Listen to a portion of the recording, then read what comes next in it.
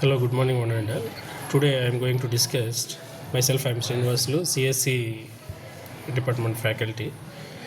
Today I want to discuss about computer networks and internet protocols. It is a topic of transport layer services, and the transport layer services is a second layer. Yes, that is a second layer in the TCP and IP model, and the fourth layer in the OSI model. Of course, all of you know very well. And it is an end-to-end layer used to deliver messages to a host. For example, host is nothing but a system or a node, whatever it may be, that is deliver messages to each and every host. This layer is used for deliver messages to each and every node, each and every host. And it is also termed as end-to-end layer because it provides a point-to-point connection and hop to hop. Hop in the sense that is the connection between one host to another host. Nothing but we call that is a hop. Between the sources, the host and the destination host to deliver services reliably. Yes, the transport layer will deliver the services, whatever the information, that should be in a reliable manner. And the unit of some services offered by transport layer is, I think so, that is end-to-end connection between host and flow control, multiplexing and demultiplexing, and connection establishment, and connection termination, and reliable data delivery. So these are the services which are maintained by the transport layer, and the transport layer provides a reliable data transfer. Already we said that is a reliable data transfer. That means that a perfect transmission is going to from below layer to below layer of the transport layer and upper layer of the transport layer. It should be happens in a good manner. And first, the transport layer services we mainly said about that end-to-end connection between the host. We already said that what are the hosts. Host is nothing but in a network we called a node or a host which are nearby to the a computer system is nothing but it should be connected in a network that we call that is a node or a host. The transport layer is also responsible for creating the end-to-end connection between hosts, for which it is mainly used to TCP and UDP. Transmission control protocol, already we know that is the layered protocol between by using the TCP protocols mainly used by the wide system, and user datagrams and protocols it is mainly used for the wireless connection. TCP is a secure connection oriented protocol that uses handshake protocol establishing a robust connection between two end hosts. TCP ensures that reliable delivery of messages and used in a various applications. That means that because of the wide connection, there is no chance to misuse the data transmission between the two layers or two hosts. So that's why TCP ensures that it is a reliable and good application transport layer. When according come to the UDP, on other hand, it is a stateless and unreliable protocol that ensures best effort to delivery. It's suitable for applications that have a little concern with the flow of error and control requires sending the bulk of data like video conferencing, and it is often to multicasting protocols. Because of the data transmission wirelessly, user datagrams, by using the user datagrams, the data transmission is going to be in these protocols. It should be in a not a reliable manner because of wireless. Even some situations occurred in a send bulk data of like video conferencing, like video calls. It is often in multicasting and protocols. For example, we just observe the block diagram of the end system to end system, how the data transmission in between is going to by using TCP and UDP in transport layer. See, this is here we have given the end system at the one side and last system at also in one side, end to end connection. In between we have the so many number one, number two, number 3, number 4. In between we have some system connections that are processed by the wired connections and wireless connections that should be happened in between the end-to-end system, that is a wired connection and wireless connections. For example, the starting end system, that system is 0 1, that is a wired system, and on that we have taken a wireless system. Again, next, through the first system, again it go for the second system as a wired connection. On that wired connection second system, again it should be connected as a wireless. So end-to-end system, that the connections are to be established. In between we have the wireless connections also. So connection oriented and connectionless services we have seen by the transport layer management. And the second major advantage we have seen, that is a flow control. The transport layer provides a flow control mechanism between the adjacent layers of the TCP and IP model. Why? Because the transport layer provides a flow control mechanism between. Flow control in the sense the data transmission from the lower level, it has to be taken and it will send to the upper level. The TCP also prevents the data loss due to a fast sender and slow receiver by imposing some flow control techniques. Which means, for example, I am the data sender. I have much more data to send for another, but here I called for a sender, and who is ready to get data, he called by a receiver. I am ready to send data as a sender, much more data, but when the receiver is not ready to get whatever data I can send, means that is the process is going to be very down. The data transmission is, the levels is very dull. So TCP also prevents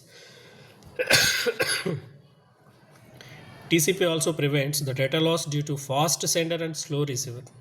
Even sender ready to go send much more data, when the receiver is not ready to get that sender's data, some flow that will happen, some variations in data transmissions.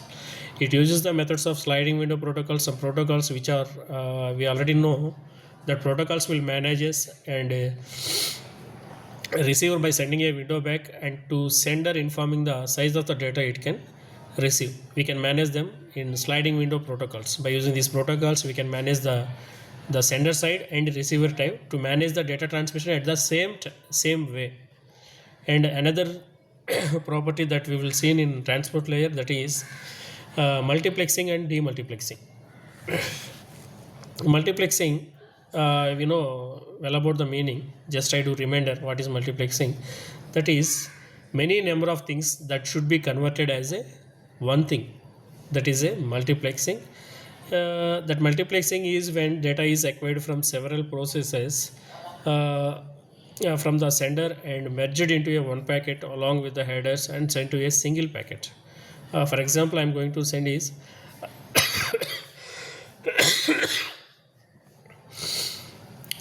in our laptop or a desktop computers which is connected with the help of internet connection.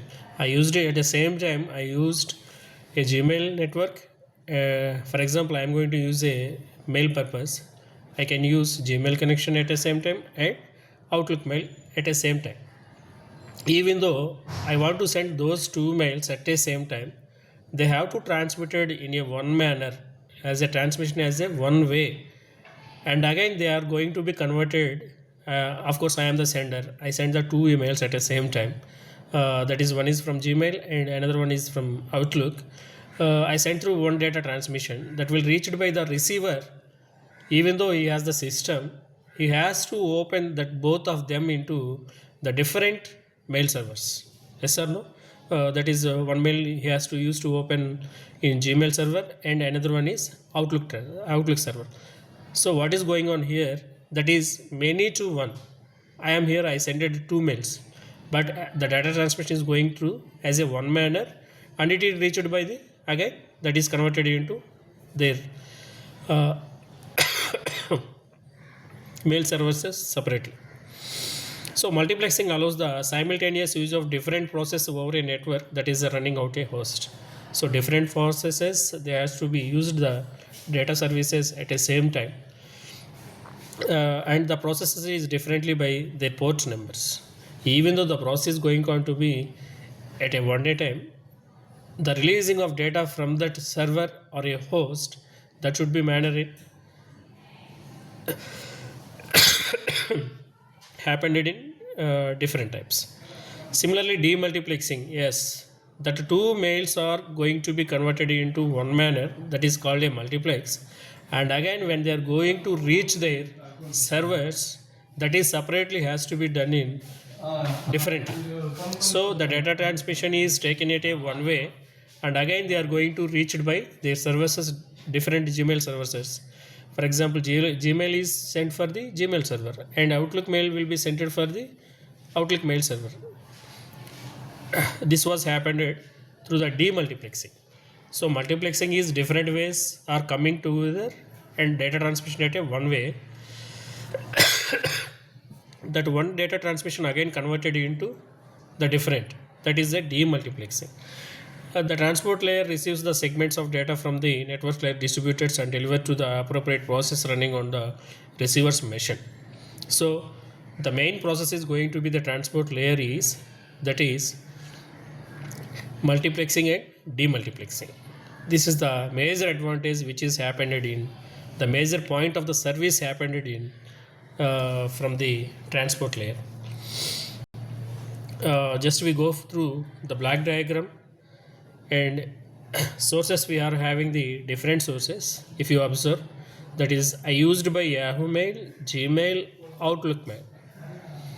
So here what is going on? The three mails is which is work done at your system only. If you send the three mails at a time, the data transmission is data segments of each mail is that is transmitted in one way. That is called multiplexing. Yahoo, Gmail, and Outlook, they are going to be transmitted, and after going, the data transmission is over throughout the layers. Again, each and every, for example, receiver got the three mails at the same time. Again, when he has opened to his Gmail accounts or Outlook account, that the mails are differently sent for different accounts. So the process data transmission is going to be different properties at the same time. They are combined together and delivered through the layers as a same pattern. And when it's going to be the destination side, I mean receiver side, that will be delivered to their ports. So that is the multiplexing and demultiplexing. And we will see next the connection establishment, one of the services by transport layer.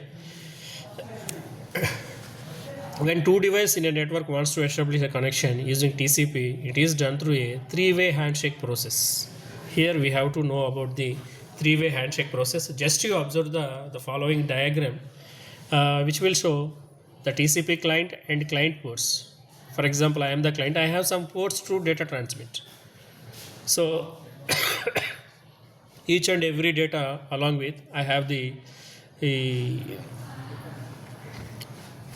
for each and every data I have to send from my side as a client side. The data is going along with the and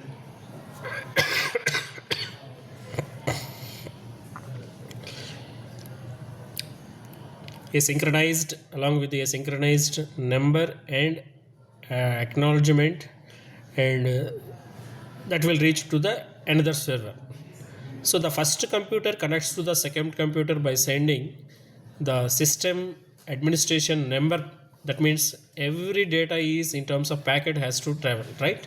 So each and every packet in that a specific port number, according with a specific port number, the data has to transmit. If the second computer is listening, it will respond to with a that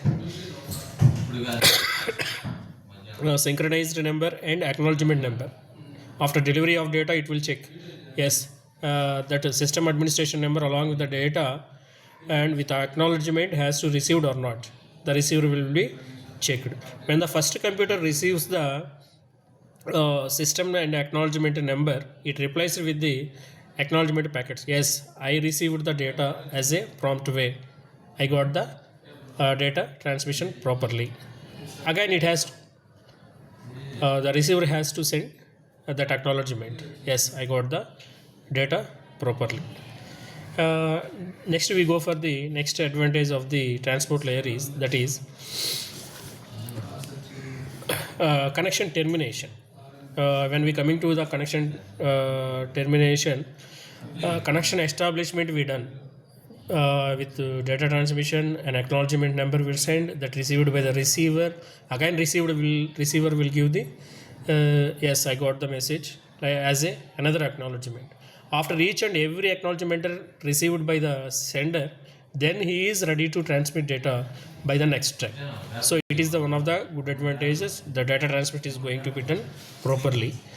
Next we will see the connection termination. Yes, connection attached we have seen, and after connection termination. In a TCP connection, we have two types of the termination of the mechanisms that we have to say. In the graceful connection release, the connection is open until both parties have closed their sides of the connection. For example, I am the sender and the receiver. First, I have to make regret the message. I am going to disconnect. Yes, that message will reach by the sender. He is also ready to agree the disconnection. The disconnection is happened into both of the middle, that is sender and receiver. In the graceful connection release, the connection is open until both parties have closed their sides of the connection. The both parties in the sense one side is sender and another side is receiver. In an abrupt connection releases, either one TCP that is entity is forced to close the connection, or one user close the both directions of data transfer. Yes, here sender, as a sender, I am going to ready make a disconnect.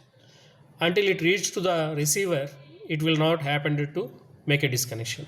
When the receiver make it okay, that connection is going to be a disconnection. That is the termination of the connection.